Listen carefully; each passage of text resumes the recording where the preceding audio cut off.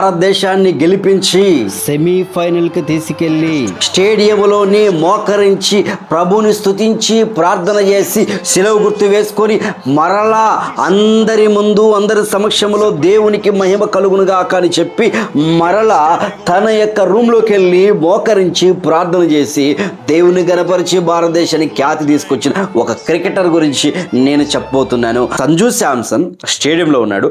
190కి పైగా చిల్లర కొట్టాల. వెస్ట్ ఇండీస్ వాళ్ళు కొట్టేశారు.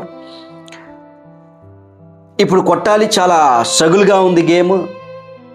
సంజు శాంసన్ ఎక్కాడు. స్టార్టింగ్లో ఎక్కుతూ వచ్చాడు. స్టార్టింగ్లో ఎక్కిన సంజు శాంసన్ అంతకు మునుపు ఎక్కువ రన్స్ చేయలేదని చెప్తూ వచ్చారు. కానీ ఇప్పుడు స్టార్టింగ్లో ఎక్కిన వ్యక్తి చాలా చేజ్ చేయాలి. ఎలా చేయాలో అర్థం కావట్లా. వికెట్లు చాలా పడిపోతున్నాయి. వస్తున్నారు, ఆడుతున్నారు, బాగానే పడిపోతూ ఉన్నాయి. సంజు శాంసన్ ఒక్కడే నిలబడ్డాడు. 4లు 6లు కొడుతూ విజృంభిస్తూ వచ్చాడు. అద్భుతం జరుగుతూ వచ్చింది. ఘనమైన కార్యం. ఇక కొన్ని బాల్స్లో కొన్ని రన్స్ కొట్టాలా. 6 కొట్టాడు. దేవుడు ఘనమైన కార్యం జరిగిస్తూ వచ్చాడు. 4 కొట్టాడు. ఘనమైన కార్యం జరుగుతూ వచ్చింది. భారతదేశానికి కీర్తి కాదా ఇది? ఎంబటే మోకరించాడు, ప్రార్థించాడు. ప్రభా నువ్వు చేసిన.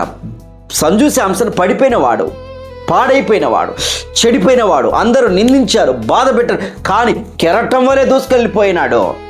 ప్రేమైన సోదరుడా, నీ జీవితం నా జీవితంలో కూడా ఒకప్పుడు నిందిస్తారు, బాధ పెడతారు, ఇబ్బంది పెడతారు. నిలబడు, దేవుడు ఘనమైన కార్యం జరిగిస్తాడు. పడిపోమాకో. ఎవడేదో అంటున్నాడని నువ్వు దిగుచందగా, నువ్వు ఆటలో ఉన్నా, ఉద్యోగంలో ఉన్నా, వ్యాపారంలో ఉన్నా, స్టూడెంట్గా ఉన్నా, చదువుకుంటే ఎలా ఉన్నా కూడా ఎవడో నేను అంటాడు, బాధ పెడతాడు. నువ్వు దానికి కృంగిపోమాకో. ఓ సిస్టర్, ఓ మహిళ, నిన్ను కూడా ఇబ్బంది పెడతారు అనేక మంది. నువ్వు పనికిరావంటారు, పాడైపోయినావు, చెడిపోయినావు, నీ వల్ల కాదు అంటారు. ఎస్, నా దేవుడు చేస్తారని విశ్వాసంతో బ్రతుకు. సంజు శాంసన్ అదే. ప్రభా ఎన్నో రోజుల నుంచి నలిగిపోతున్నాను, సరైన ఆట ఆడట్లా, చేత కావట్లా.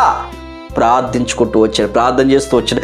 ప్రభువుకు అసాధ్యమైంది ఏమైనా ఉందా? దేవుడి మీద ఆధారపడి చూడు, ఆయన అద్భుతం జరిగిస్తారని దేవుని వాక్యం సెలవిస్తా ఉంది.